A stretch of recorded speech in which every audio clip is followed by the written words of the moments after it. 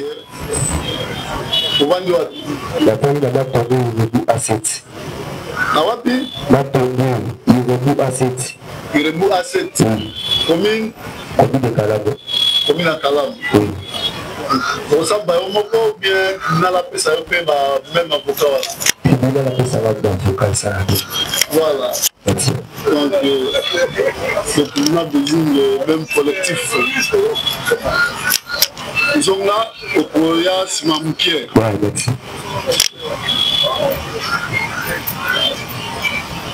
Et l'homme a Moutatienne Eli.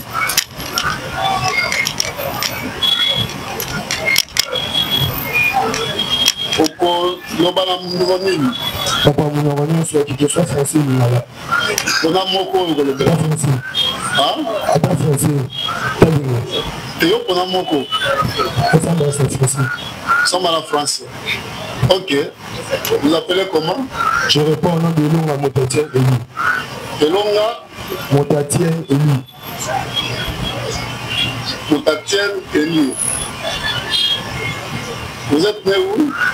Je suis né à Kinshasa le 18 septembre 2002.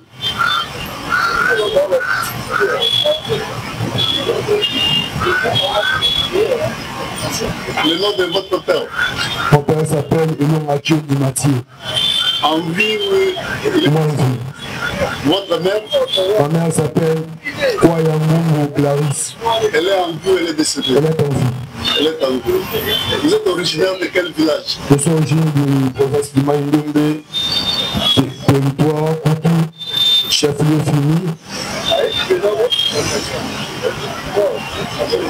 Village? Village natal, c'est Nyoki. Vous êtes de quelle nationalité? Je suis congolais. Vous avez quel niveau de titre? D6, papa. D6 Néré. Ça veut dire combien de 6? Diplômé de l'État. Diplômé de l'État? Ouais. De quel État? Souvent on dit c'est moi comme ça. Diplômé de l'État, de quel État? De l'État congolais? Ouais. Oh.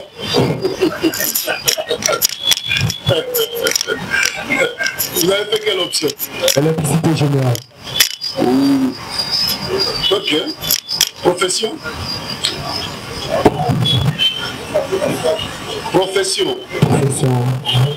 Ah, ça te dépasse, hein? Hein? Ça te dépasse? Non, ça me dépasse pas, mais profession. Bon. Comment je peux répondre? Ingénieur. Vous êtes ingénieur? Ouais. Dans quel domaine? Électricité. Ok. Votre état civil? Je suis père de 2 enfants. État civil? État civil. Oui. Célibataire. Vous avez combien d'enfants? Bon. Vous êtes de quelle religion? Je prie dans l'église de Bama. Vous dites? Religion. Vous êtes de quelle religion? Ça va dans l'église, ça donne ma réponse. Français, moi, je vais vous non, ça ne me dépasse pas. Pourquoi tu as lingala? Il faut pour la manque parce que les gens m'ont pas vu là. Je sais. Soit tous les français, soit tous les lingala. Hein? Ah, les gens m'ont pas vu là. Que là on a le ngete. Hein? Ah, tout ça théâtre que tout ça m'bandé. Oyongi. Ah, pour ça on a le ngete. Le loba et logo nous sommes détruits. Ok? Voilà. Votre adresse? Avenue Lucas 113, quartier Sousa, commune de Nyongi. Voilà. Vous avez des avocats? Non. Vous parlez pour votre compte? Je n'ai pas des avocats. Vous n'avez pas d'avocat? Oui. Le tribunal peut te désigner des avocats. Oui. Le même collectif. Voilà, tu peux regagner ta place. Merci. Le tribunal pourra t'appeler incessamment.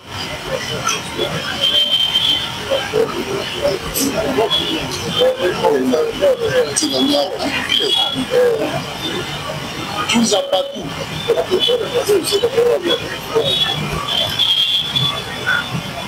Tu vas parler en quelle langue? Voilà, papa. Obengami na komboli. Choose a part to choice. Choose a part to choice. Joyce. Oui, papa.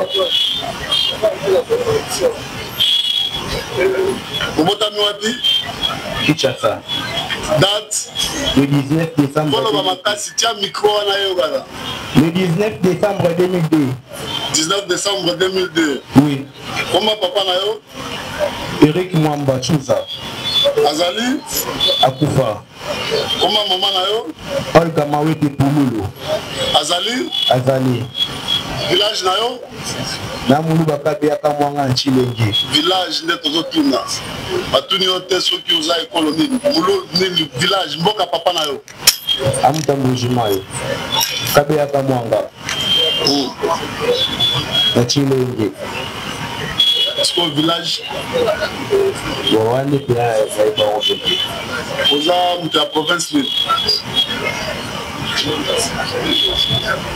Kasai oriental. Uza nationalité nini? La congolais. Tangi classe? Oui papa. Usuki na classe nini? Na D6, na sisi na IPG Bobe, électricité générale. Nambula nini? Na sisi na 2019. Usala musali. Na agent sécurité, Ratel sécurité. Agent nini? Sécurité. Na nini? Sécurité ya nini? Ratel sécurité. Ratel sécurité.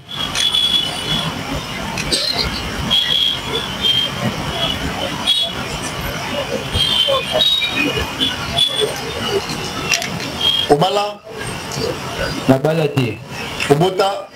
Naza na mwana moko na mwasi na zemi. Mwana moko na mwasi na zemi? Oui papa. Osambelaka? Oui nasambelaka. Ofandi wapi adresse na yo? Biso tokoti sika na Sandoa. Sandoa nde avenue? Oui. Numéro 6 papa. Quartier? Kumba quartier na bidi kama tokoti sika. Sika na Kasavu. Commune ya wapi? Commune ya Kasavu. Vers Chaba Sasa Gambela. Ok. Oza na avocat? Oui papa. Tu peux savoir même avocat ou parce que tu dois la désigner. C'est pas un problème. Voilà, je vais noter que le premier, le tribunal désigne les collectifs, les mêmes collectifs pour les comptes du commune. Nous sommes à la place Nayo Goya Simamoukie. Merci. Zabé Isaac.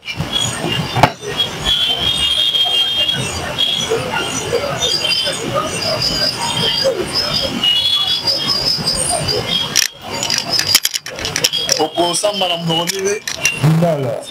Na Lingala. Obotami wa pesa kombo na yo na mbanamo. Zabea Isaac Kobita. Zabea Isaac Kobita. Obotami wapi? Kinshasa. Date? Le 12 février 2006. Le 12 février 2006. 12 février 2006. Comment papa na yo? Oyenge Bonita. Azali? Akufa. Comment ya maman utilise micro na yo bien? Tete Zinga. Azali? Akufa. Village na yo? Tia micro na mnoko na yo mwana mboka. Village na yo? Tia micro, poussa micro boy. Équateur. Équateur est un village. Hein? C'est quoi Équateur est un année? Équateur est pour c'est ça? Tia micro boy, le roi n'a la tienne. C'est province. C'est la province. C'est quoi ça territoire? Équateur, comme sous l'Issala. L'Issala est dans la province. L'Issala est dans la province de l'Équateur. L'Issala est dans la Mongala. Hein? Dans un territoire, il y a l'Issala, province et à Mongala. Vous avez la nationalité libre. Congolais. Otangi classe. Osuki na classe nini? 5e scientifique. 5e scientifique. Scientifique nini? Scientifique général. Scientifique général. Ezala.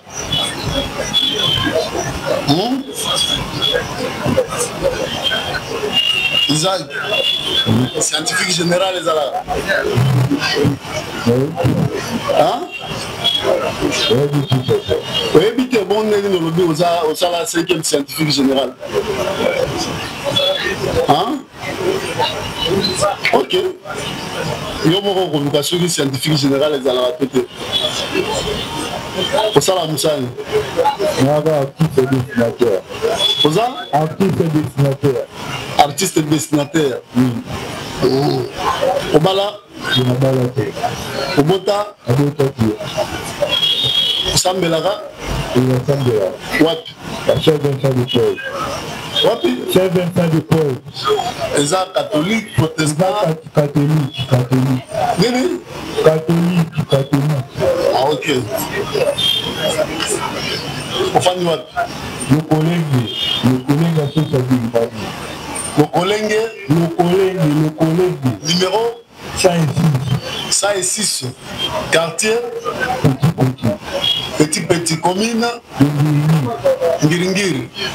Voilà. Vous avez un avocat? Bon, le tribunal a désigné quand un collectif est là. Ok? On est dans le là. Zonga, Tobenga, Simamukien.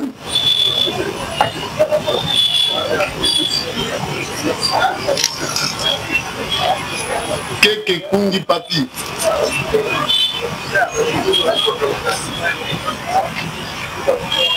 Nous avons un micro, on s'en va dans le Lingala. Comment on a mobile manango? Qui c'est qui papi? Nani? Qui c'est papi? Qui c'est Kingi? Au Botano Api? Kinshasa. Date? 2010. Le 2010, en janvier. Le 40e? 14.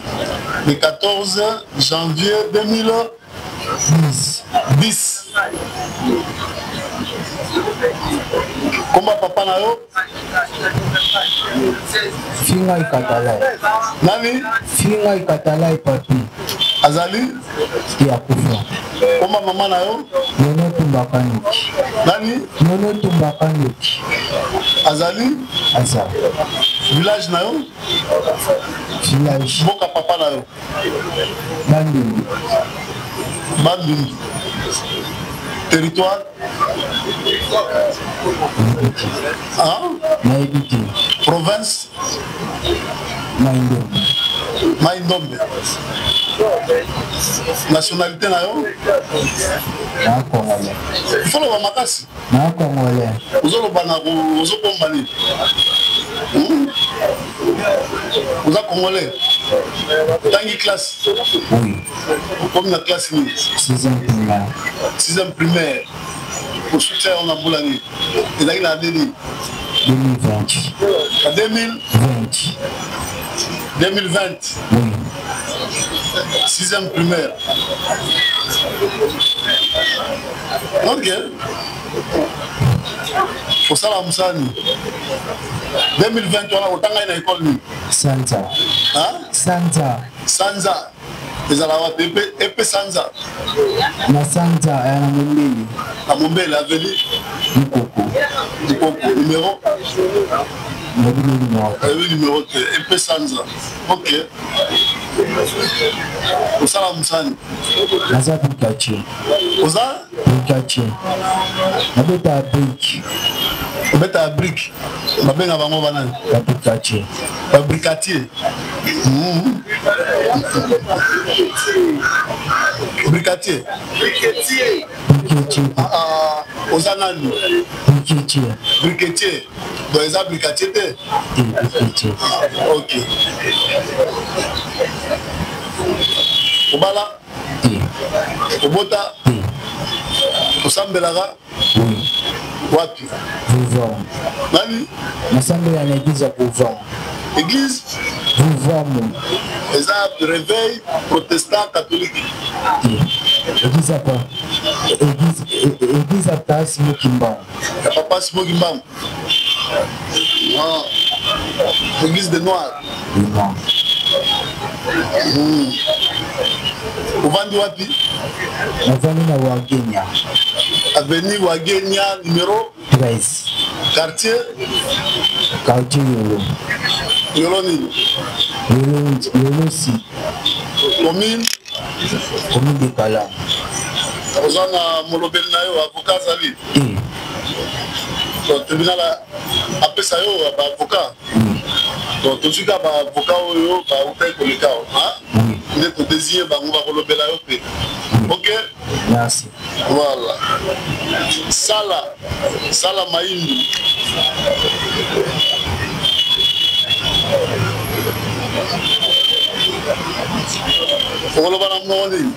Voilà. Mais ça comme on a Banango. Sala Maïndi Dadi. Maïndi nani? Maïndi Dadi. Rabi. Dadi. Obotano api? À Kinshasa. Kinshasa date? Le 1er janvier 1992. Le 1er janvier 1992.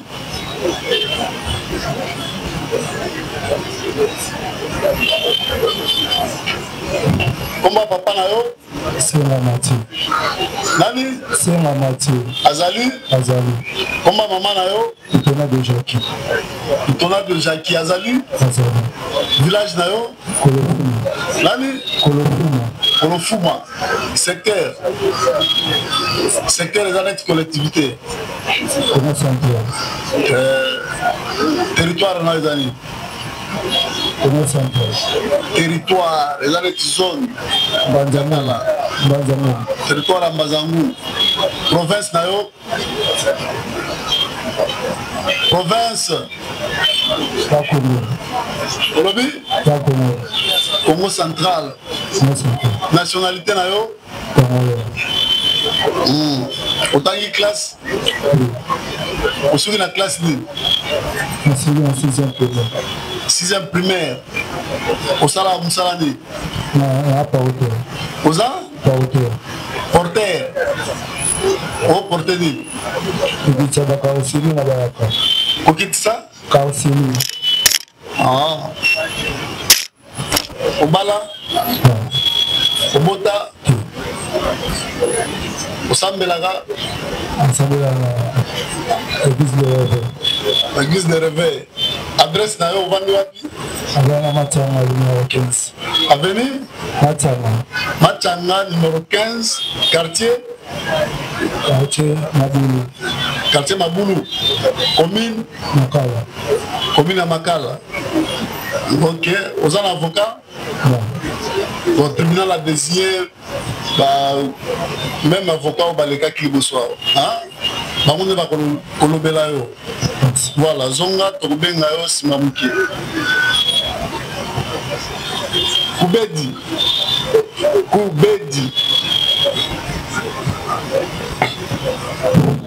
Okoloba moni. Voilà. Kombo na ona mobimba nango? Kumbedi Chamai Isaac. Zala zongela kunani? Kumbedi Chamai Isaac. Kumbedi Chamai Isaac. Kumbedi Chamai Isaac. Mota mwapi? Kinshasa. Date? Oui. Le 7 janvier 1997. Le 7 janvier 1997. Comment papa na yo? Comment papa? Où est le nouveau? Azali? Comment maman na yo? Eugénie Mbala. Azali papa. Village na yo Azali? Village na Mboka ya papa na yo. Papa Congo. Te Mboka village est-ce que va pokola bino azala? Congo central. Mboka Congo central les province. Oebité territoire na yo? Oebité secteur na yo? Siko bana na yo ko epsa bango nini? Papa n'a besoin de ça, il n'a pas besoin de ça. Il va l'année de Sikamorte. Maintenant, on a besoin de vous avoir des Sikamoro. Tu papa. Ah, si vous avez ça, vous avez un boka pour vous, parce qu'on a un boka pour vous. Aïe, ça qui est dit. Ça va Congo. Est-ce que vous avez un Congo et suffit? Il faut y avoir origine d'ailleurs, non? Le Congo est à Watt. Il n'y a pas Congo. Il n'y a pas Congo dans le district Nîmes. Dans le territoire Nîmes. Vous avez un Bazangou, vous avez un Bazangou. Congo dans le bin de reprendre. Il y a beaucoup éviter. Il faut ça, il faut avoir l'origine d'ailleurs. Oui, papa. Vous avez la nationalité. Congolais. Vous avez une classe? Oui, on a une classe. Vous avez la classe Nîmes. 3e secondaire. 3e secondaire. Voilà. Et ça là. Vous allez. 3e secondaire. Vous avez. Oui, papa. Ok. Ça va, Moussane? Un mécanicien. Mécanicien. What? Un bandage. Un garage. Ouais. Au bala. T'es papa. Au bota. T'es. Sambelara. Sambela pété. Sambelara te. Au vendu à l'adresse na yo. Moi, la bandage c'est une avenue Madouba M10. Quartier. Makelele. Vous avez un avocat. On a un avocat. Le tribunal a désigné collectif avocat. Il y a un avocat qui est le cas. On est dans le cas. Tu peux bien aller si ma mouille. Vous pouvez vous vendre. Mukaou. Mukaou.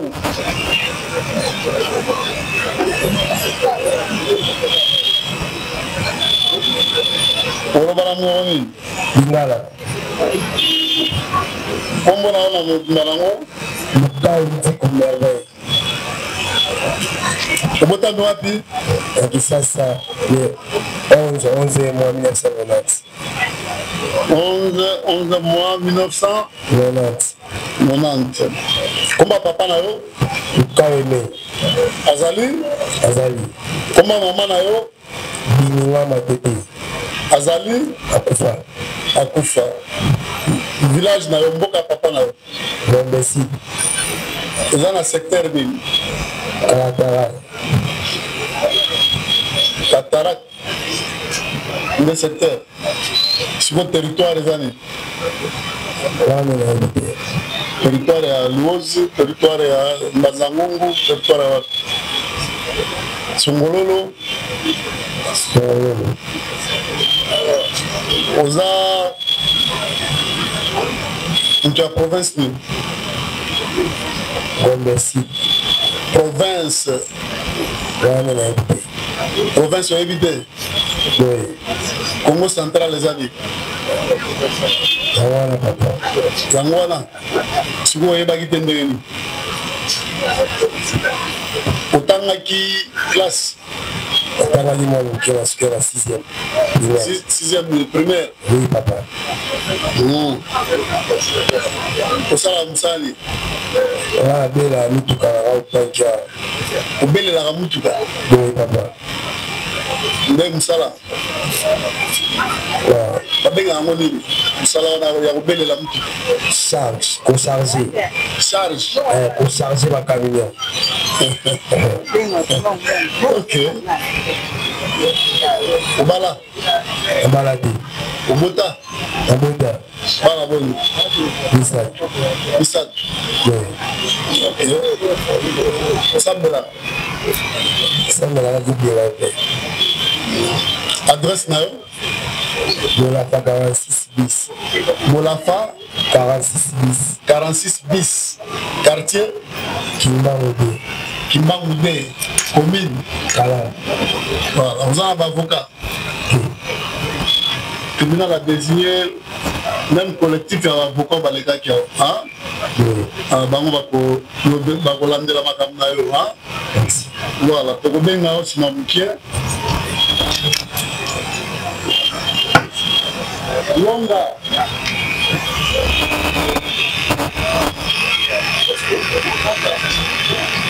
okoloba na mnoko nini Lingala Lingala kombo na mobimba nango Fabien Longa Makiadi Longa Makiadi Fabien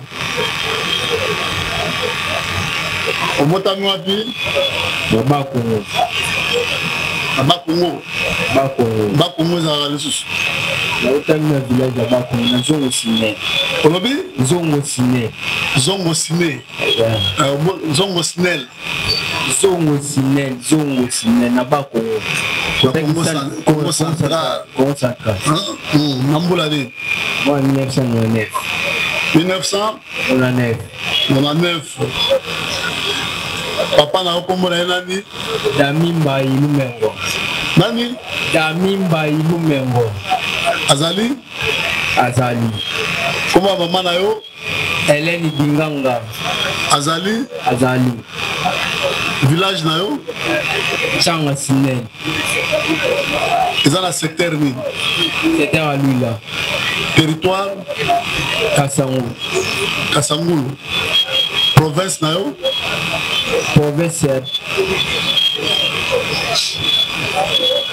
nde na bosani papa province obosani lisusu ode kolobango Congo Central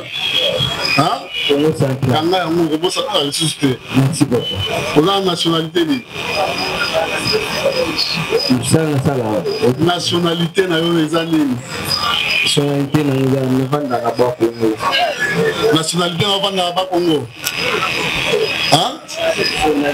nde nationalité na yo ovanda na Bakongo so batuni yo oza nationalité nini Congolais siko liboso obaki ovanda na Bakongo ndeni obosanaki ok otangi classe osuki na classe nini 4e humanité nini 4e humanité primaire 4e humanité secondaire elingi oloba nini simba micro bien aloba okozanga na réseau 4e humanité secondaire elingi oloba nini CO lisusu obakisi loba na classe de la solo soka na classe de 4e CO 4e humanité secondaire CO oza avantir yo osala mosali kumba moto ok état civil na yo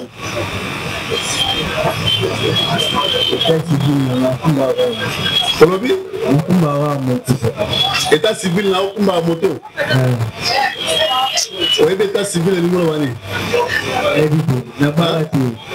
obala te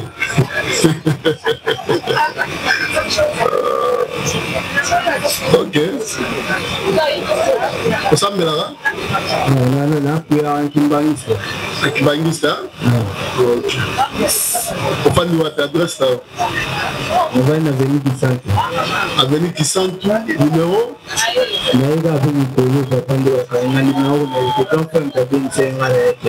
quartier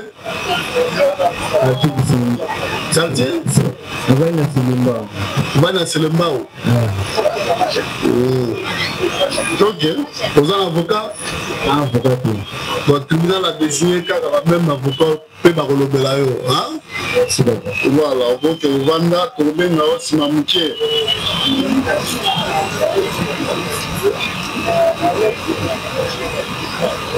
Moubenga.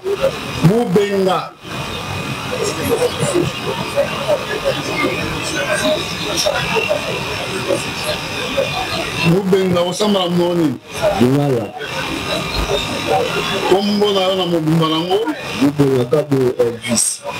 Moubenga nani? Moubenga Kabo Elvis. Kabongo Elvis. Obotami wapi? Obotami na Kinshasa.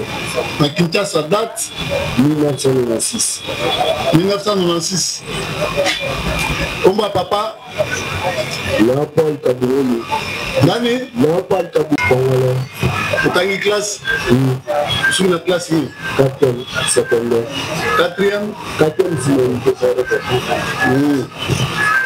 Pour ça, on s'en est. Tout à la quincaillerie. Tout à la quincaillerie. État civil, là?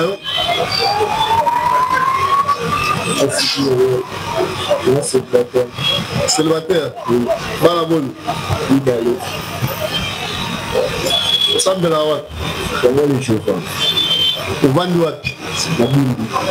À Bumbu. Adresse? Nivambani. Faut le bamakas pour les autres. Nivambani. Nivambani. Numéro? Numéro 46. 46 quartier? Quartier Dipia. Quartier Dipia. Commune à Bumbu. Ok. Vous avez un monobel avocat Zali. Oui, il y a un mot. Avocat. Azali. Oui. Il y a un pisco.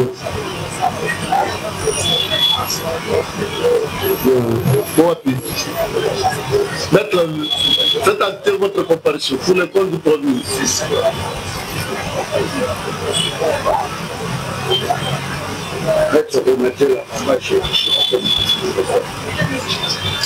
Voilà. Heureusement à la place d'ailleurs, tribunal à Robengayo, Simamouké.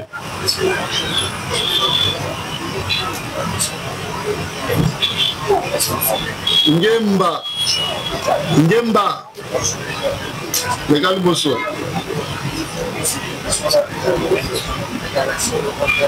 Okosamba na munoko nini? Ngala. Kombo na yo na mobimba nango. Ngemba José Gloire. Ngemba José Gloire. Obotami wapi? Kinshasa. Kinshasa, date? 7 mars 2003. 7 mars 2003. Kumba papa na yo? Kumba papa na nga Juge Pokoso. Nani? Juge Pokoso. Juge. Ala Juge. Hein? Prénom na ye Juge ou bien Ala Juge? Kumba na ye Juge Pokoso. Ah, ok. Azali? Kumba maman na yo? Kumba Monique Jolie. Azali? Azali. Village na bino ezali? Village na biso za. Mboka ya papa na yo? Mboka papa na yo za Madimba. Madimba? Territoire pe Madimba? Territoire pe Madimba. Province? Province Congo Central. Congo Central. Nationalité na yo? Congolais. Congolais. Otanga classe? Otanga. Osuki na classe nini? Osuki na 3e mécanique. 3e mécanique. Osala musani? Oza mécanicien papa. Oza mécanicien. État civil na yo? Célibat. Olobi? Oza célibataire. Oza célibataire. Bana boni? Oza mwana te papa. Osambelaka wapi? Osambelaka na paroisse à la grâce. Ovandi wapi adresse? Ovandi na avenue Mafuta. Avenue Mafuta? Avenue Mafuta, quartier du Pia. Numéro? 47. Commune? Bumbu. Commune ya Bumbu. Ok, oza na avocat? Tribunal a premier lieu kaka ba collectif ya avocat oyo balekaki awa. Bango nde bakolobelela yo. Ibanda.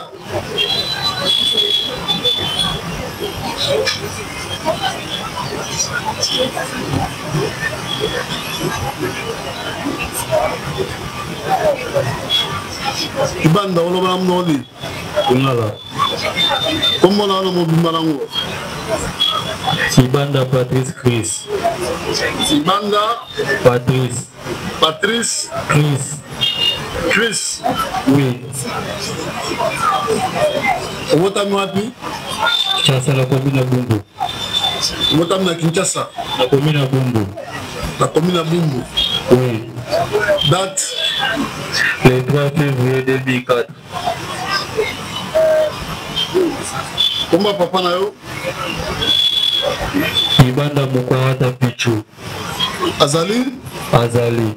Comment maman na yo? Congo Berti Tantine. Azali? Azali.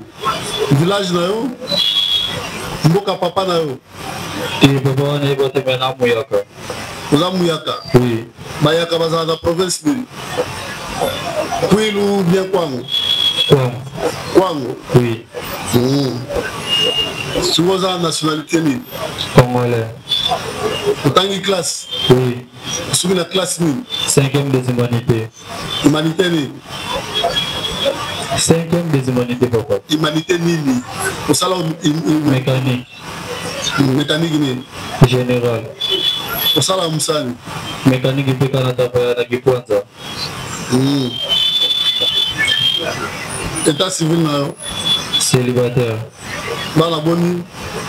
Et na mwana te papa. Osambelaka? Nasambelaka. Wapi? Missioni. Ofandi wapi? Adresse? Avenue Mafuta Limo 31. Quartier? Gipia. Commune? Bumbu. Ok. Vous avez un avocat? Non, un avocat.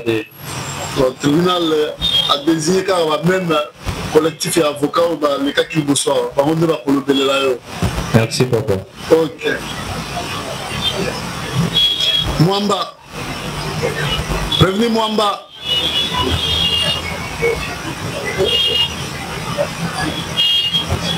Osamba la mnoni. Ngala. Ngala. Pesa comment on a mobimba nango. Mwamba Mouya Célestin Dadi. Mwamba Mouya Célestin Dadi. Motami wapi? Mbisasa. Date? Le 6 3 mois 1995. 6 3 mois 1995. 95. Kombo ya papa na yo? Mwamba Mouya. Azali? Akufa. Kumba mama na yo? Ngalula Suzana. Ngalula Suzana Azali? Akufa. Village na yo kombo nango? Kasasa. Kasasa. Territoire? Lulua. Province? Jibaya. Province? Jibaya. Jibaya. Province, Jibaya est la province. Jibaya est un territoire. Vous avez Kassai Oriental. Oriental? Central de? Oriental papa. Hein? Oriental. Kanisa no malam. Vous avez Kassai Oriental les embouchements. Vous avez Embouchement. bon, Jibaya est un sous-embouchement. Non, non, papa. C'est comme moi, on a la place. Il y a sous des hommes de Kassaï. Oriental. Oh, vous avez résisté mal. Central, Oui. c'est quoi la nationalité? Congolais. Vous avez une classe? Ouais. Sur la classe 6e primaire. 6e Primaire. primaire. Pour ça, la Moussani. C'est déjà la biloko na ba dépôt uta mboka. Vous déchargez ça? Oui. On a des dépôts à Mboka. Mboka ni noir. Mboka uta bako. Nde Moussala na yo? Moussala na dépôt. Ok. État civil na yo? Célibataire. Bana boni? Abota te papa. Sambelaka? Oui. Fandi wapi adresse na yo? Mvana Lemba na Lombi numéro 22. Lemba? Lemba. Lombi. Lombi. Numéro? 22. Dans le quartier ni? Na quartier Kiala. Vous êtes avocat? Azato. Tribunal a zolo kaka ba avocat ou baleka ki wa liboso. Apa naza kona dossier avocat te na sala te loko mo te papa. Wala to ye ba ga watango auditeur ko banda koloba. Merci beaucoup. Tribunal a moni ki ko za na insécurité. Soko za na monobel na yo te. po bango mosala na bango nde yango wana bayebi ke soki bitere alobi boye bango fo azongisa boye yo koyeba te epuis mibeko ya mboka elobi butu bakosamba makambo oyo eza makambo ya minene batieli yo ifo ozala na motu oyo ayebi kosamba makambo wana oyebisa biso tokolanda yango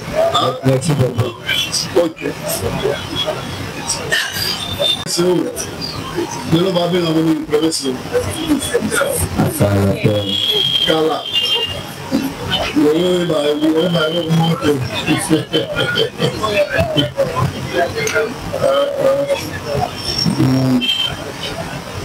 osala mosani pastafer elingo dani yatiaka jipo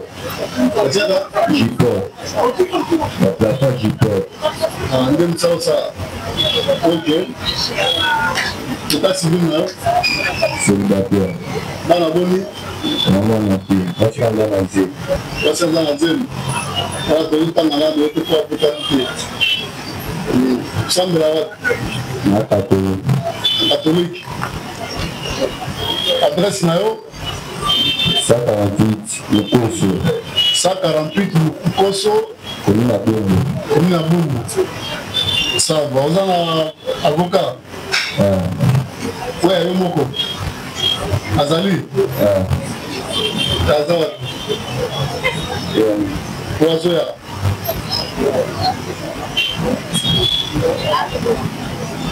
mettre rapidement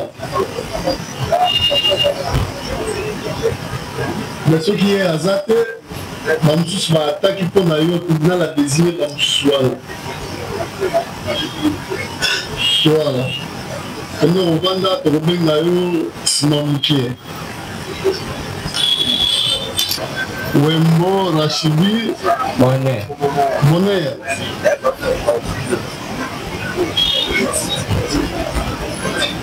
Botani wapi? Wapi? Botani na komuna Bumbu à Kinshasa. Date le 2 janvier 2009. Le 2 janvier 2000 combien? 9. 2009. Comment papa là haut? Panda Gabi. Panda Gabi. Azali. Comment maman? Bouyamba Jeanne. Nani? Bouyamba Jeanne. Bouyamba Jeanne. Azali. Village là haut? Kani na epe papa. Vous avez battu la province ni? Namuyaka. Namuyaka. C'est un homme qui a quoi? C'est ça. Il y a deux hommes qui ont pas de chez toi. Quoi, on va aller là-bas, nous. Voici la Kabola. Ah, vous avez la quoi? Vous avez la nationalité. Ah, Cameroun. Vous avez une classe? Attends, c'est ma 6e primaire. 6e primaire. Vous avez la Moussani. On est pas à moto. Vous avez nini? On est pas à moto. On est pas à moto. Oui. Et nous le bani. On est pas à moto. On est pas à moto. Alors, papa. Vous avez le cœur, hein? Oui. Ok. État civil, casse. Célibataire, papa. Manaboli. Aboubacar. Sambla wat. Némé. Vous savez comment l'église la mission. La protestante, catholique, musulman. Hein?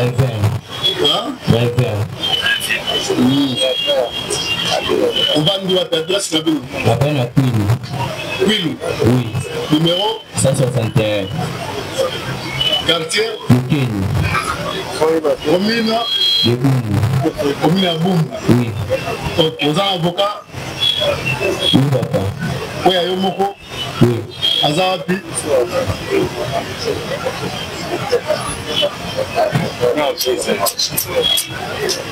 Oui, maître.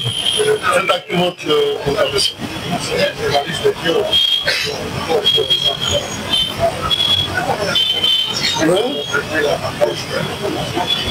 Voilà. Ceux qui ont été avocat oyo bazalaki ya batraite partout yango mpe bakolobelela yo po tribunal nde aponaki bango olandi voilà kende kovanda nga nayoki kombo na ye te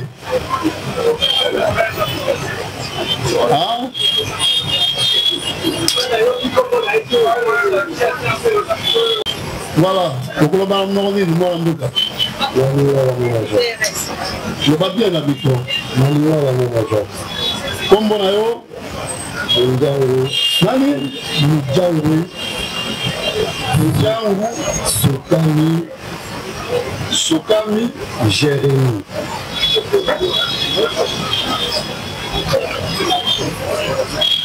Botani wapi?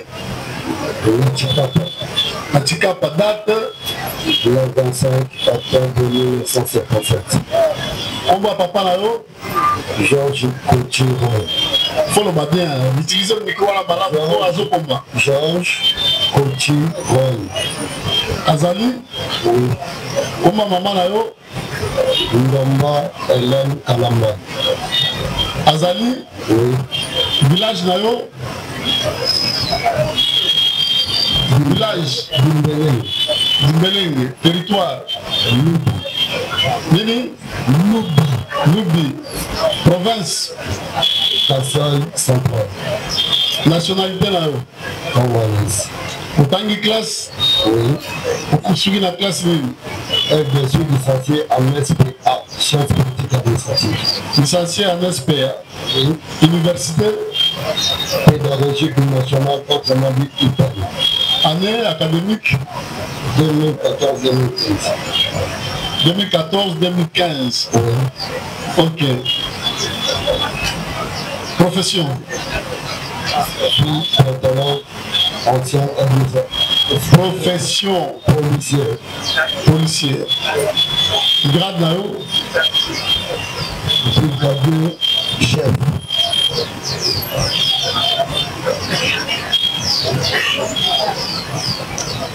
Unité là-haut. Suis de la commissariat. Vous avez le français ou vous avez le commissariat urbain à Fuma. Unité là-haut, vous avez le unité là-haut. Vous avez l'état-major, vous avez la SIAT, vous avez la WAPI. Vous avez la SIAT Kalam. SIAT Kalam.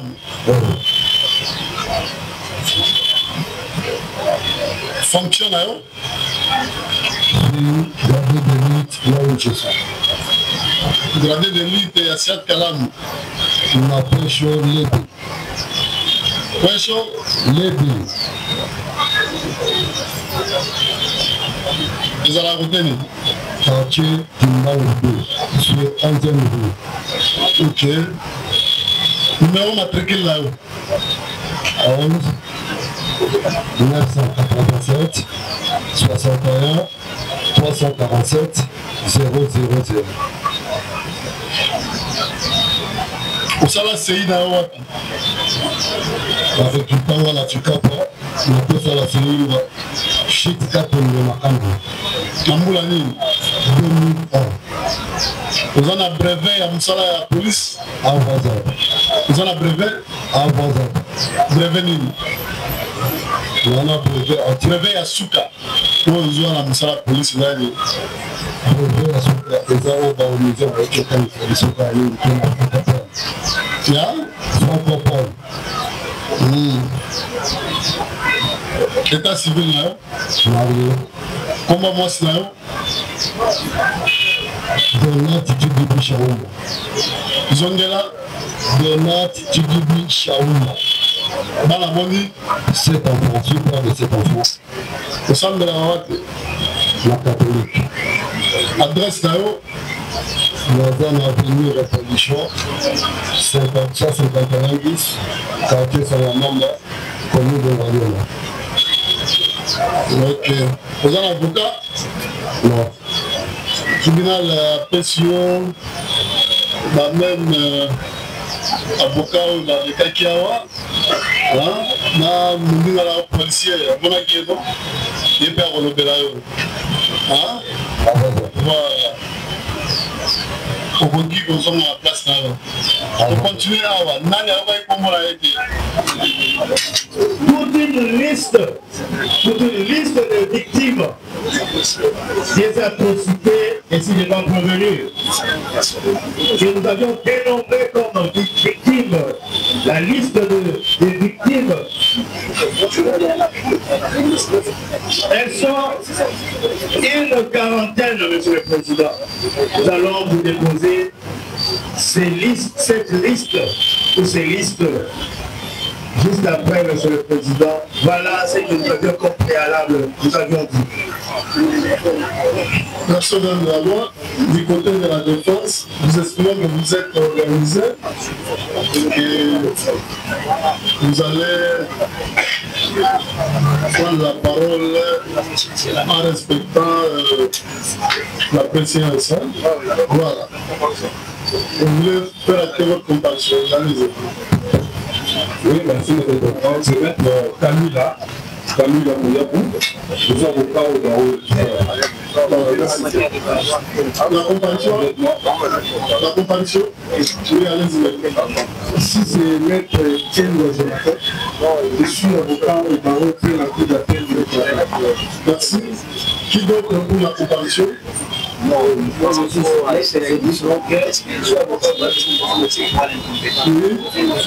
Le suivant. Pour le compte de Prévenu, maître Blanchard Bokoli.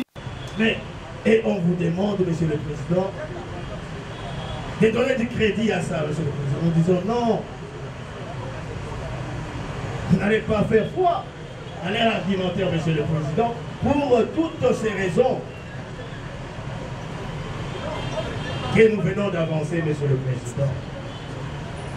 La prétendue carte, Monsieur le Président, la prétendue carte de lèvres que les conseils du prévenu Lenga ont déposé, Monsieur le Président.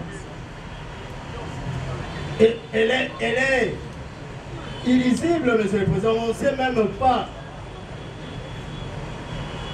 identifier l'autorité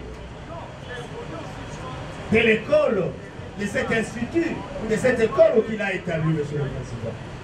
Et on vous dit, Monsieur le Président, de faire foi sur les argumentaires liés à la minorité, Monsieur le Président. Nous disons non. Nous considérons, Monsieur le Président, que tous ces prévenus, les 13, Monsieur le Président, sont de majeurs. Ils sont des majeurs. Jusqu'à preuve du contraire, Monsieur le Président. Nous les considérons comme de majeurs. Parce qu'il n'y a aucune preuve qui sustente, Monsieur le Président, l'argumentaire ou cette exception soulevée par les conseils de ces prévenus, Monsieur le Président.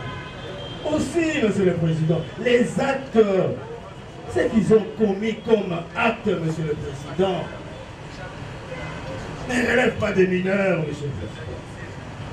Ce sont des crimes. Vous saurez avoir les victimes qui vont défiler devant votre lycée tribunal, Monsieur le Président. Certaines sont même ici, dans l'enceinte même du district. Elles ont hâte qu'elles soient entendues, Monsieur le Président. Et va-t-on considérer les actes ignobles commis par ces prévenus comme relevant des mineurs, Monsieur le Président? Non. Nous, ministère public, nous disons, Monsieur le Président, que ce sont des majeurs. Ce sont des majeurs. Et vous êtes compétents pour instruire à leur charge, Monsieur le Président. Parce que, nous cesserons de les répéter, Monsieur le Président, la défense n'apporte rien. Et nous déplorons cette façon d'organiser la défense du prévenu, Monsieur le Président. On aurait voulu, Monsieur le Président, qu'ils apportent les preuves. Les arguments massifs liés, qui sont appuyés par les éléments légaux. Les éléments légaux, Monsieur le Président, ou des preuves légales. Voilà, Monsieur le Président, pour toutes ces raisons, vous n'allez pas faire droit, vous n'allez pas faire droit à cette exception soulevée par le prévenu. Et si, Monsieur le Président, nous parlons conditionnel, Monsieur le Président, si il vous arrivait, Monsieur le Président, d'éduquer même un seul instant, Monsieur le Président, nous pensons, Monsieur le Président, qu'il faille, Monsieur le Président, que vous les soumettez tous à un examen médical de l'homme de l'art qui sera déterminant, Monsieur le Président, pour que vous puissiez vous prononcer sur cette question de droit qui nous divise. Voilà, Monsieur le Président, la réplique que le ministère public entend faire par rapport à cette exception soulevée par la défense de prévenus, nous avons dit. Merci, madame. Oui. Merci beaucoup, Monsieur le Président. Ça nous fait trouver la défense. On croyait peut-être que l'organe de la loi allait donner à votre vice-tribunal une loi ou une disposition allant à l'encontre de notre pays. Mais nous nous rendons compte que l'organe de la loi était distrait au moment où on lui donnait les dispositions de l'État. Nous aimerions le rappeler que il y a l'article 110 du Code de la protection de l'enfant confié avec la loi qui dit ceci. J'aimerais que lui aussi prenne le temps de le lire parce qu'il l'a toujours lu. En cas de doute de l'âge de l'enfant, c'est la minorité qui prie. Mais je ne sais pas, le ministère public était distrait lorsqu'il lisait cet article ou bien il a fait semblant seulement de plaire aux autres, je ne sais pas. Monsieur le Président, nous, la défense, pensons que le ministère public n'a pas d'argument parce qu'il n'a aucune disposition. Lorsqu'il a répliqué ici, qu'il vous a donné en tant que ministère public. Sous réserve d'être complété par les estimés confrères. Merci, Monsieur le Président, pour la parole. Monsieur le Président, c'est avec des larmes aussi que je suis devant vous, recadrer le ministère public, qui est venu me montrer la sociologie de votre activité. Et ce que le ministère public est en train de dire, c'est la violation de l'article 5 de la loi portant protection des enfants. Parce que l'intérêt de l'enfant est protégé de tout. Et si le ministère public trouve que les enfants amenés devant lui ne sont pas des mineurs, il n'a qu'à appliquer l'article 154 de nous déférer devant les experts, devant les médecins, d'analyser, de faire des examens sur les enfants pour confirmer que les enfants sont mineurs ou pas. Mais la loi lui donne toute béquille pour s'en sortir d'APC. Mais si le ministère public que j'ai connu et que j'ai connu au cœur vient de dire les histoires pareilles devant votre tribunal, je dirais peut-être que c'est par rapport à la fatigue du feuilleton. Mais je ne crois pas. J'ai une confiance dans ces intégrité scientifique. Par l'honnêteté scientifique, le ministère public peut recadrer ses paroles et dire au tribunal de dire recevable et fonder cette institution. Merci, docteur. Nous pensons que l'essentiel est déjà dit. Est-ce qu'il y a autre chose? En une minute, rapidement. Allez, rapidement. Merci beaucoup, Monsieur le Président, pour la parole de sa volonté.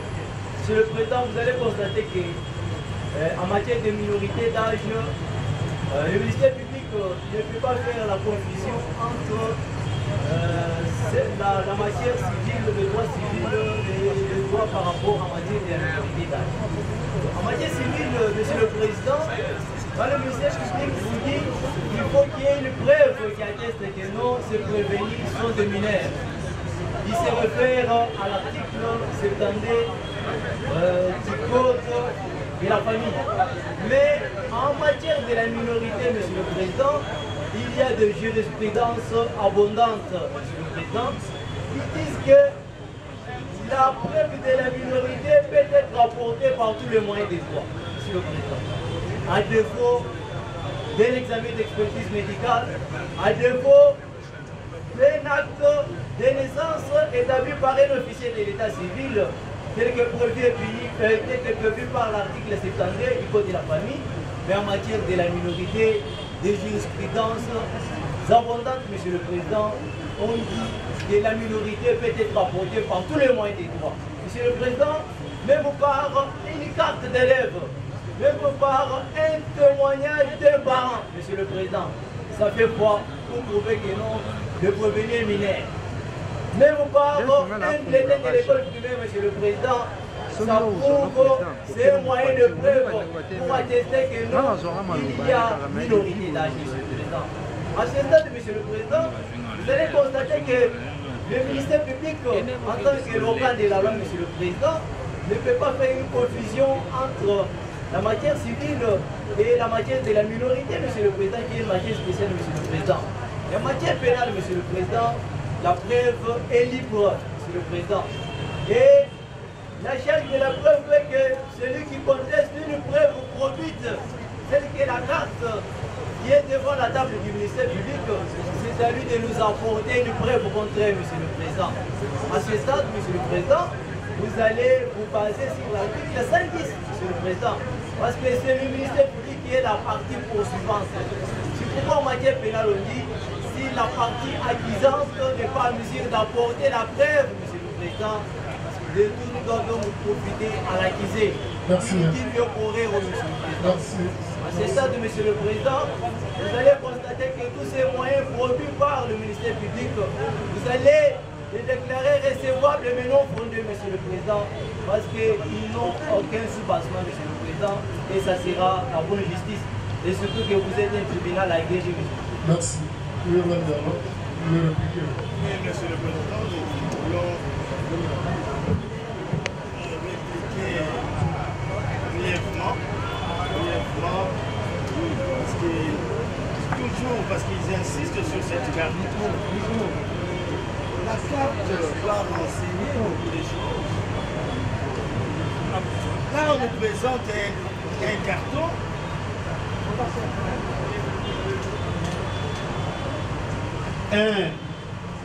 Une pièce qu'on a intitulée carte de lèvres qui n'a pas de numéro. Qui n'a même pas de numéro. Établi dans un institut ou bien dans une institution. Il n'y a pas de numéro, Monsieur le Président.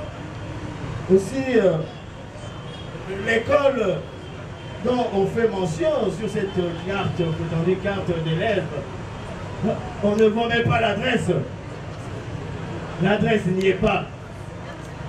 L'autorité qu'il a établie, Monsieur le Président, son nom n'y apparaît pas, Monsieur le Président. Ça, c'est... Vous n'allez pas tenir compte de cela, Monsieur le Président. On vous demande de tenir compte de cela, Monsieur le Président. Aussi, puisqu'on s'appesantit sur l'article 110 de la loi portant protection de l'enfant. Mais nous avons senti que la défense tord le sens même de cette disposition. Et on vous dit, en vous appuyant sur cette disposition, l'article 110, et vous allez tenir compte des doutes qui est persistant et considérer ces prévenus comme étant des mineurs. Mais ce n'est pas ce que le législateur a dit. Le législateur vous donne des orientations pour arriver à cette conclusion du doute sur qui doit caractériser la minorité, Monsieur le Président. Il dit ce qui suit, nous lisons, à l'intention de toutes les parties. L'article 110 de la loi portant protection de l'enfant dispose ce qui suit. Au fin de l'instruction de la cause, le juge peut à tout moment convoquer l'enfant et les personnes qui exercent sur lui l'autorité parentale. Voilà les orientations. Il vérifie, les juges, l'identité de l'enfant et les soumet,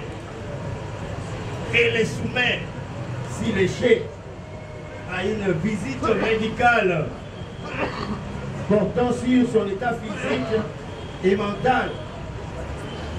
Et en cas de doute, l'alinéa qui suit, en cas de doute sur l'âge, la présomption de minorité prévaut.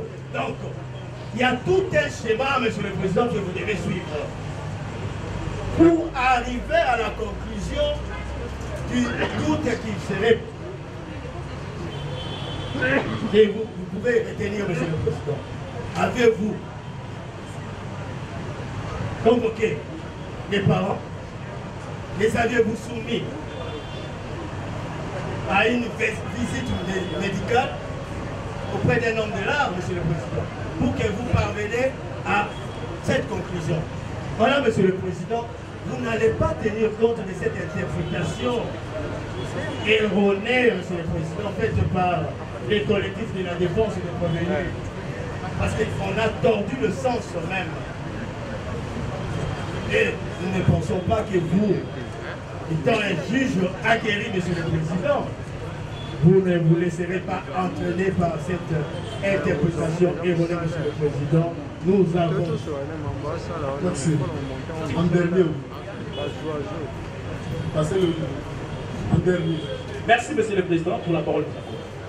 Monsieur le Président, la première des choses, j'aimerais recadrer le ministère public par rapport à la carte. Nous savons jusqu'aujourd'hui, les portes des écoles sont ouvertes. Et les numéros d'adhésion, soit d'enregistrement des élèves, ne peuvent être mentionnés pendant qu'il y a des inscriptions. Par exemple, si son nom commence avec A, et il y a un nouveau inscrit, son nom commence avec B, d'office, automatiquement, son numéro alphabétique va changer par rapport à l'ordre alphabétique. Et si le ministère public dit que la carte n'a pas de numéro, oui, ce n'est pas normal. Parce que c'est jusqu'aujourd'hui, si vous demandez même le bulletin, même les certificats, ils ne sont pas encore arrivés, ils ne sont pas enregistrés. Et pour la carte d'élève, que le ministère public peut déclarer ça. Là, je dis le ministère public manquait des arguments quant à cette carte. Pourquoi? Parce que jusque-là, les écoles, les portes sont ouvertes. Les inscriptions, c'est faux. Donc, l'école ne peut jamais octroyer à un élève un numéro d'enregistrement pendant qu'il y a des inscriptions. C'est à la 3e trimestre. Dieu m'a fait la grâce d'être avocat conseil d'une école dont je ne peux pas citer. Donc je ne peux pas citer ici. Ces histoires-là, je le maîtrise très bien. Peut-être que le ministère public aujourd'hui, après cette audience, peut gagner le bénéficier de quelque chose quant à ça. Et par rapport à la présomption de l'âge, je ne peux pas me reposer la parole dans les confrères sont là pour adhérer. Merci beaucoup, Monsieur le Président. Vous allez constater que l'aucun de la loi, en se référant à l'article 110 de la loi portant protection pour la loi, il vous dit qu'il y a toute une procédure à suivre, Monsieur le Président. Il faut qu'il y ait des témoignages de parents pour constater, prouver que non, les prévenus sont de mineurs d'âge. Il faut qu'il y ait un examen d'expertise médicale.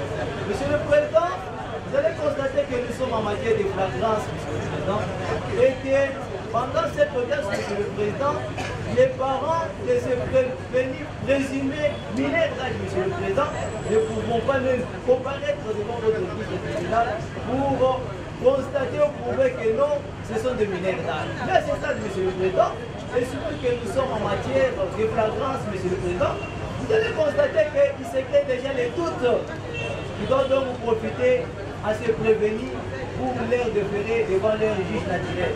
Deuxième point, Monsieur le Président, vous allez constater que quand le prévenu ont comparé devant votre liste tribunal, les déclarations faites dans leur propre bouche, ils ont dit que ce sont des mineurs d'âge. De telles déclarations considérées en droit pénal, Monsieur le Président, comme un aveu. Ça constitue un aveu, Monsieur le Président. Parce qu'en droit pénal, l'aveu a été considéré comme la règle de preuve.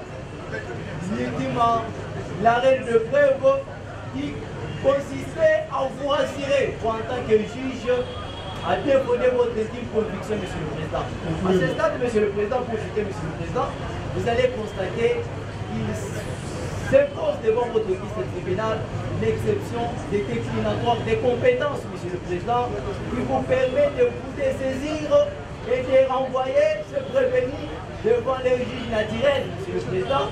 Et cette exception du déclinatoire des compétences ne permettra même pas la recevabilité de l'action du ministère public.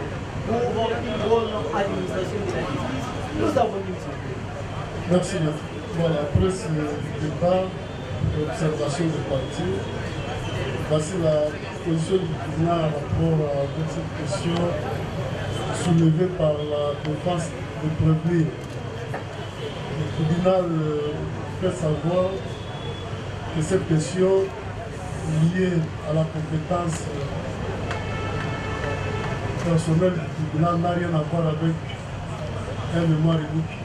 Rassurez-vous, parce que la recevabilité par rapport à cette question de compétence est tirée de l'article 246 alinéa 1er du Code judiciaire militaire qui fait que les partis ou encore le tribunal peut soulever cette question qui est d'ordre public à tout moment.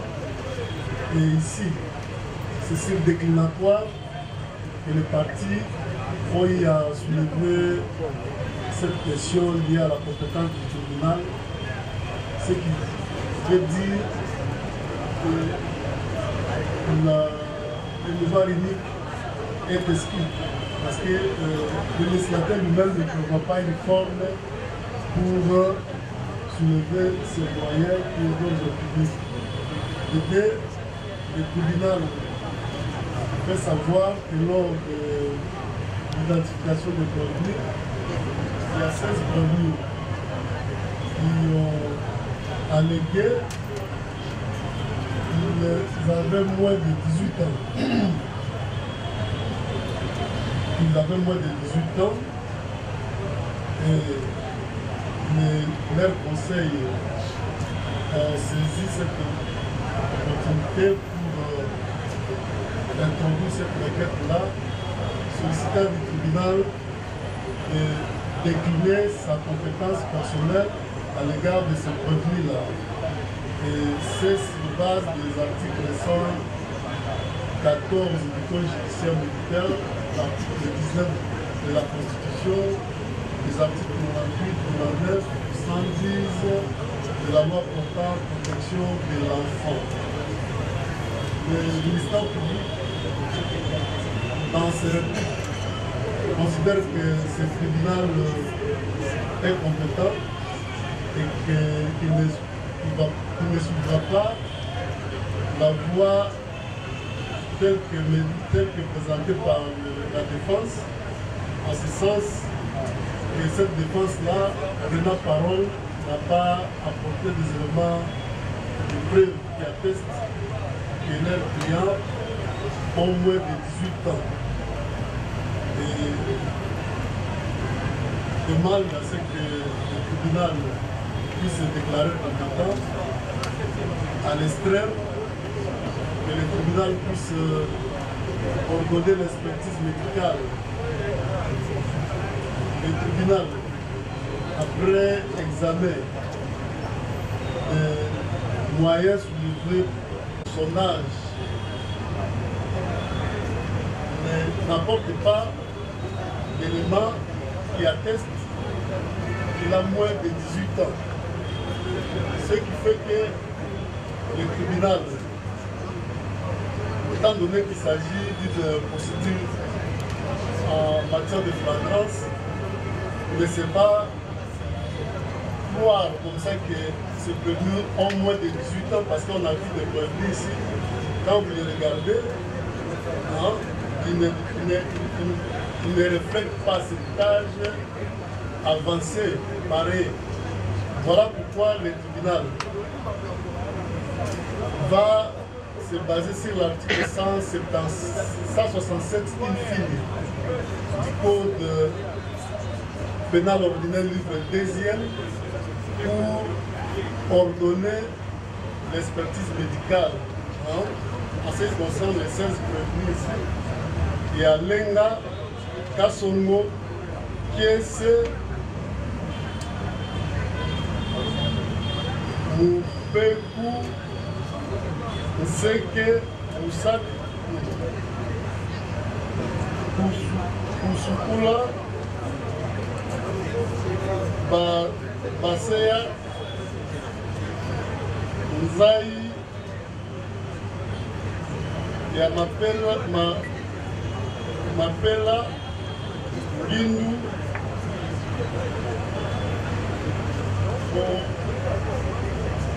Bomama également, Wembo, Kalombo, Banzu,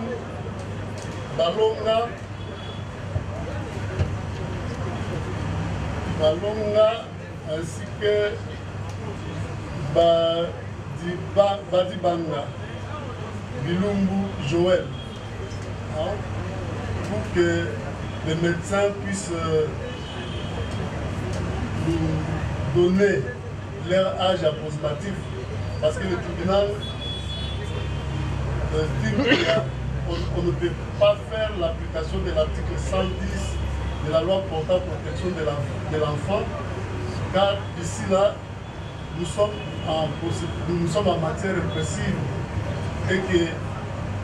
et avance l'âge ils avancent l'âge de minorité, tandis que de l'autre côté, il n'y a pas un autre âge avancé par le ministère public ou par une autre partie. Alors, le tribunal ordonne qu'il y ait expertise, et sur base de cette expertise-là, le tribunal va soumettre cette expertise au débat. Et si vous avez d'autres pièces à cette audience-là, vous viendrez avec. Et le tribunal doit examiner et répondre par un jugement à votre droit. Voilà, nous allons, au regard du temps, suspendre, comme nous avons donné l'expertise, les prévenus que nous avons cités ici seront aujourd'hui, demain, devant le médecin de la police nationale, au cas où nous sommes là pour les éventuels examens. Et nous allons nous retrouver le vendredi, ce sera quelle date? Le vendredi 10 à 9h. Cette question, l'expertise sera soulevée et le tribunal pourra se prononcer après débat et observation de parties, ainsi que la poursuite du débat quant au fond pour les autres présidents. Voilà. Essayez un peu de laisser là-bas pour que les premiers viennent. À voter les bananes sur le colo.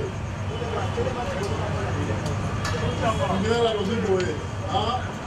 Quand on peut se faire la vie, ils ont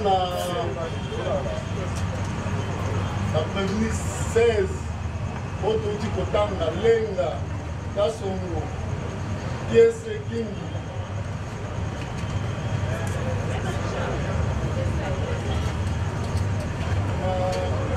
Mabika, Peku, Seke, Sukula, Baseya Kitoko, Zai Risasi, Mapela Benjamin, Ngindu, Jamusoti, Omama, Wembo, Kalombo, Banzu, Balonga, Badibanga, Bambula, Baonde Bapesi, c'est que baza na moins ya 18 ans. Au tribunal militaire a koki kosambisa bana ya moins ya 18 ans te. Mais balobi yango na monoko. Bapesi baelema te oyo eza kolakisa ke baza na moins ya 18 ans, baza na bambula wana. Yango tribunal alobi boye apesa l'application ya article 167 pour finir ya code de président ordinaire le 13e. Oui, il nous dit que la taille a minorité. Ceux qui peuvent exalter la soit acte de naissance, acte de naissance, c'est ça que la médecin. Pour ça, l'examen par médecin. On a vu nos lobbies. Au moins, il a expliqué que nous avons moins de 18 ans. Quand on va nous faire fou, ça, la cabaret, on va faire la micro. La loi pour le la bino, et pas la médecin, la police. Quand on va examiner bino, on fait ça biso, âge approximatif. Franche, âge vous avez est-ce que vous avez moins de 18 ans ou bien vous avez plus de 18 ans? La parole va vous avoir moins de 18 ans, voilà que le final pour décliner compétence par la si vous avez plus de 18 ans, voilà le petit dans la descente à on a la carte DP à Bokende, à Botala Kuna, à Botala et comparé ce que Makambo est au médecin à lui. Alors que la zone à l'intérieur, la maman net acte de naissance, si vous avez un mauvais certificat de naissance, en fait, l'hôpital est si on vote à Maki. Vous voyez l'audience, la vendredi, vous avez un médecin, le Bina Totala, Mini, et ça, il y a solo. Lundi. Donc, pour nous autres, dans la place d'Abino, pour nous tout à l'heure, vendredi, on est sur une réponse. On a l'autre, on a tout, on va tout, on va vous aider. Vous pouvez voir ici, on va pas avec ça. Donc, vendredi, c'est la question déjà réponse. Je soumettre dans le débat. Le tribunal a pris la décision à elle. Soit pas de la Samba, soit pas qu'il ne pas juge naturel dans la Bango. Parce que ok, on a le lot de vendredi, mais 16 heures déjà pas bon nama pour pas voir qu'on bango lobby. Parce que va ça l'examen, ici bango. Voilà, plus rien n'étant inscrit à l'extrait de l'ordre de séjour. L'audience, Bobanda, Binous Bobanda.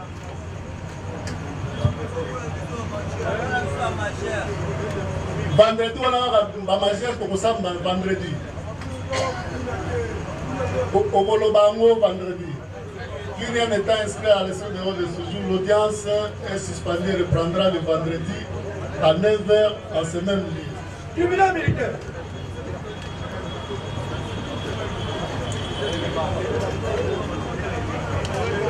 Mon confié. Bougez-moi mon pied pour la caméra. Moi, mon pandi boy.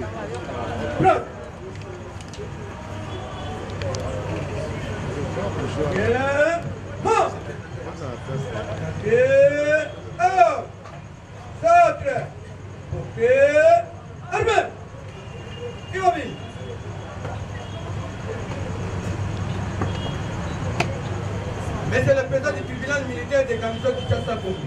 Mon major, qui a ce séjour est suspendu.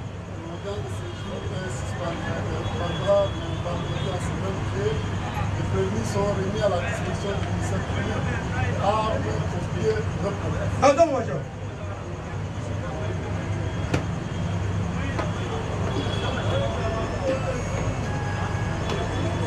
Armée.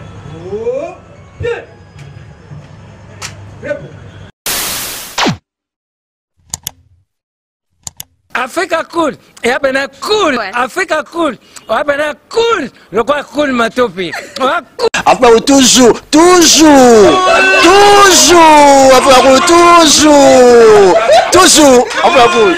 c'est bon.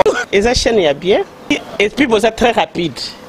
Et ça très rapide, et ça chaîne mon co, bah quoi ça a bien confiance. En tout cas, nous avons na bato oyo nanu ba souscrire te bazwa. Donc, eza vraiment net oyo ba lobakaki boka lelo, lamba lelo, lia lelo. Vous voulez le Congo pour que le Congo devienne cool, pour suivre les cool analyses, alors revenez et abonnez-vous massivement. Bobo Zara Moana, massivement. Alors beaucoup de gens ils pensent que l'Afrique coule donne l'information en temps réel. Mais je ne crois pas cela. Ça dit l'Afrique coule donne l'information en temps réel et en temps chirurgical. Si tu ne suis pas, tu as la crise cardiaque. Qu'est-ce que tu penses de l'Afrique cool? C'est Pépélé. Africa Cool, c'est la destination de prédilection pour une communication optimale. Longo Dianabino Mama. Africa Cool Télévision est une chaîne qui est en train de réunir toutes les tendances. Voilà. Donc les chrétiens s'y retrouvent, les païens s'y retrouvent, les politiciens s'y retrouvent, les femmes ménagères s'y retrouvent. Donc Eza Eloro na biso to sepela ranango yango chaque fois son aye na Kinshasa, il faut namona Africa Cool. Au monde ba chaîne Eza impartial. Et le rôle de Babino, vous méritez le soutien de la population ainsi que des institutions complètes. Bisognoso, tous s'abonner à Africa Cool. Africa Cool, oyo. Zengo, Africa Cool, merci beaucoup, leader. Non, je remercie en tout cas Africa Cool, leur support et on leur souhaite bonne chance pour la suite. On leur souhaite le plein succès. I'm coming from Johannesburg. I'm one of the subscribers of Africa Cool. This is a great channel. You watch news that are very fast. I would like to ask everybody to subscribe and then stay tuned. Thank you very much. Un petit mot par rapport à la récompense Oyo. Ah, je félicite très sincèrement Africa Cool. Voilà. Je n'avais pas opéré le mauvais choix. Voilà. J'avais recommandé, je me rappelle que je disais que c'était une destination de prédilection pour une communication optimale d'excellence. Voilà. Nazanga Mogotala, YouTube Yemoko à reconnaître que Napona qui m'a bêté. Au moins, il y a choix to salaka, ba réflexion to salaka. Tikalaka abonné à Africa Cool. Voilà.